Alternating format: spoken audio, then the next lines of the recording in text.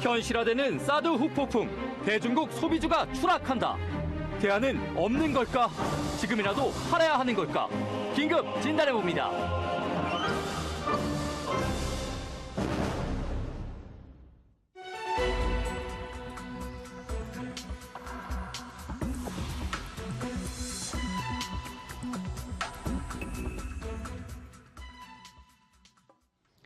네, 긴급 진단입니다. 뉴욕 증시 훈풍으로 인해서 오늘 코스피 1%대 강세장을 연출하고 있지만 테마별로 보자면은 사드 배치 결정 소식으로 더욱더 이 업종별로 희비가 엇갈리고 있는 상황입니다. 울고 웃는 종목 어떤 것들이 있는지 대응 전략까지 세워보도록 하겠습니다. JJLabs 이정민 대표, 유진투자증권 안상현 대리 나오셨습니다. 안녕하십니까? 안녕하십니까? 네, 먼저 사드 후폭풍으로 오늘 시장 크게 출렁이고 있는 상황인데요. 관련주 전략까지 좀 알아보도록 하겠습니다. 먼저 이정민 대표, 사드로 인해서 웃는 종목은 어떤 것들이 있나요? 네, 사드 때문에 찬반 논쟁이 많으면서 좀 시끄러운 하루인데요.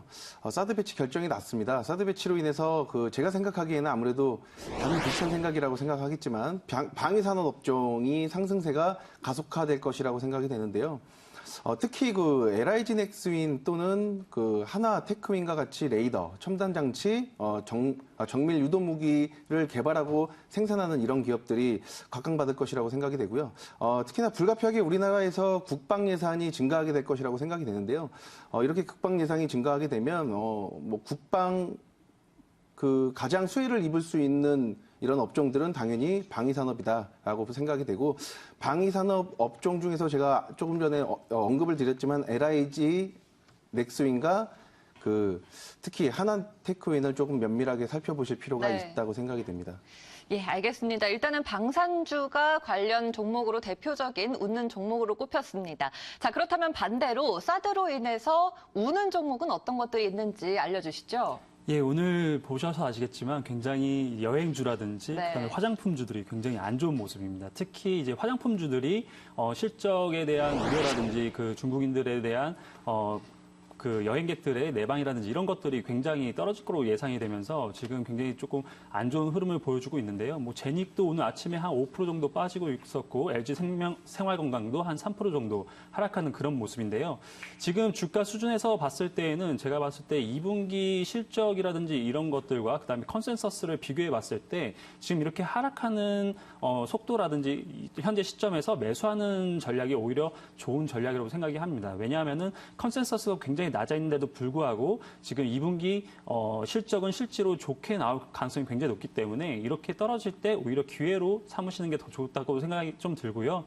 그리고 다른 쪽에서는 GK라든지 파라다이스 또한 외국인들의 내방이 굉장히 떨어질 거로 예상이 되면서 1%포인트 정도 외국인 관광객들이 떨어지게 되면 영업이익이 2% 정도 하락을 할 것으로 예상이 되고 있는데, 이런 측면에서 봤을 때 지금 주가 수준이 굉장히 낮아져 있기 때문에 장기적인 측면에서 분할 매수 정도로 대응하시면 좋을 것 같습니다. 네, 현재 개별 종목들의 실적은 받쳐주고 있는데 이렇게 정치적인 모멘텀으로 단기적인 하락이 나타나고 있는 것 같습니다. 그렇다면 이 사드 이슈가 우리 국내 시장에서 영향이 어느 정도 갈지도 투자 전략을 세우는 데 중요할 것 같습니다. 제가 앞에 있는 OX판으로 답을 듣고 싶은데요. 우리 증시에 이 사드 이슈가 얼마나 갈지, 언제까지 영향을 미칠지 더 간다, OX로 답해 주시기 바랍니다. 들어주시죠. 네, 진짜 안상현 대리께서는 현재 5라고 하셨고 이정민 대표께서는 세우셨습니다. 자, 그렇다면 각각 또 의견을 들어봐야겠죠, 이정민 대표. 네, 저는 세웠던 이유가요. 아직 속단하기는 좀 이르다라고 판단이 되고요. 주변국의 환영받지 못하는 지금 사드 배치 결정인데요. 특히 앞서서 말씀해 주셨는데 중국의 움직임이 좀 주요해 보인다고 생각이 됩니다. 예. 특히 우리나라 최대의 교역국인 중국인데요. 이런 중국의 중국이 압박을 취하게 되면 사실상 조금 힘들어지는 나라가 우리나라다, 미국보다는 우리나라다라고 관점에서 봤을 때는 좀 안 좋은 면도 있을 수 있겠지만은, 아직 중국의 뚜렷한 움직임을 관철하기에는 좀 이른 면이 없지 않아 있나라고 생각이 되고요. 만약에 영향을 끼치게 된다면, 호재보다는 조금 더 약간의 악재에 좀 더 무게를 두고 있는 것이 사실입니다. 예, 일단 중국의 움직임에 따라서 중국 소비재들의 흐름이 결정이 될 것 같습니다. 안상현 대리는 그렇다면 언제까지 간다고 보시는 거예요? 우선은 지금 당분간 저는 간다라고 보고는 있는데 네. 그 당분간 간다라는 것이 이제 내용은 당분간 가는데 주가 수준에서 봤을 때에는 굉장히 저렴한 밸류에이션을 가지고 있다. 이렇게 말씀을 드리고 있습니다. 그러니까 내용을 물어보셨기 때문에 오라고 대답을 했고 네. 주가로 이제 대응을 할 때에는 이제 분할 매수 관점이라든지 이런 측면으로 대응을 해야 된다. 그 불확실성 측면에서 봤을 때 주가는 분명히 굉장히 큰 폭으로 변동성을 보일 수 있기 때문에 변동성을 크게 보일 때에 분할 매수 측면으로 접근을 하자 이렇게 말씀드리고 있습니다. 네, 변동성 장세가 예상이 되고 분할 매수 관점을 강조하셨습니다.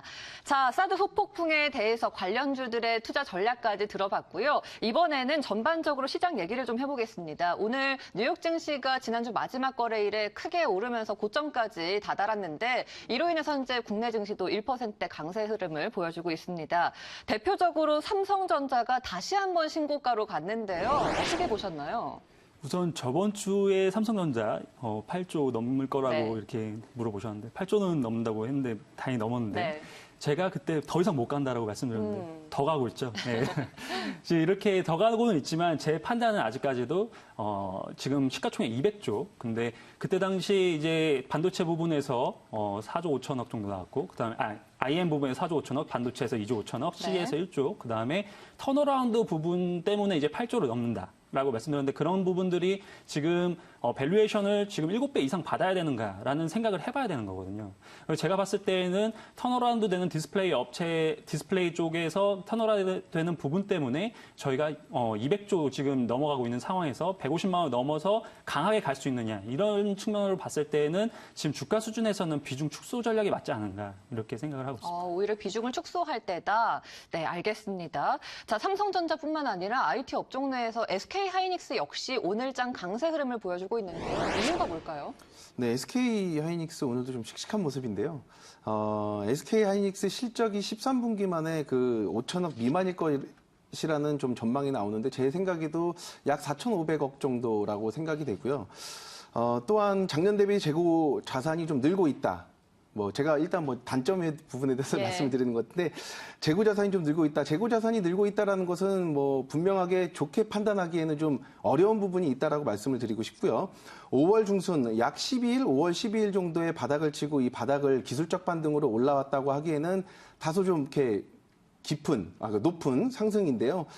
이게 곧 제가 봤을 때에는 지금까지 상승은 모바일 디램의 효과가 성수기의 효과가 뚜렷했다라고 보여지지만 이러한 효과들도 좀 다소 사그러질 것이다라고 생각이 되고요. 앞으로 하이닉스는 조금 더 지켜봐야 알겠지만은 위로 더 가기에는 좀 힘들어 보인다는 말씀을 좀 드리고 싶습니다. 네, 삼성전자와 마찬가지로 SK하이닉스도 거의 이제 고점까지 도달했다 이렇게 진단을 해주셨네요.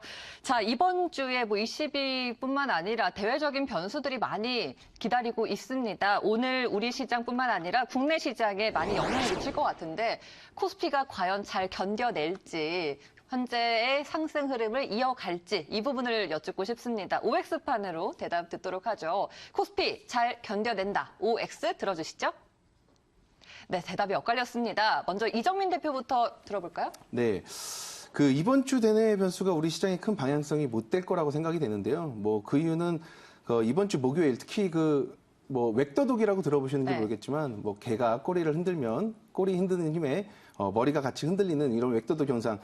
다시 말씀드리면 국내 선물 옵션 만기일이 이번 주에 있죠. 이번 주에 외국인과 기관의 네. 포지션을 살펴봤을 때에는 코스피 지수가 1970선을 맴돌 것이다라고 생각이 되고요. 단지 중국 무역 지수 발표나 원유 재고 등이 앞으로 발표가 있지만 네. 우리 지수는 지금의 자리에서 좀 맴돌는 박스권 장세가 이어질 것 같다는 생각이 됩니다. 박스권 장세를 예상하셨습니다. 안상현 대리는 어떻게 보시나요? 예, 앞에 말씀드렸던 부분, 목요일 날 있는 그런 웩더독 형상이 있을 수도 있는데, 이런 부분이 아니라 전체적으로 체결 강도라든지 시장의 힘이 제가 느끼기에는 7월에는 조금 안 좋다. 그리고 저번 주에 말씀드렸다시피 7월 말에 저희가 다들 매니저들이 이제 휴가철이기도 하고요. 네. 예, 이런 부분들 때문에 조금 조심할 필요는 있다라고 생각하고 있습니다. 예, 알겠습니다. 계절적인 요인까지 더해지겠네요. 오늘 두 분 말씀 여기까지 듣겠습니다. 고맙습니다. 네, 감사합니다.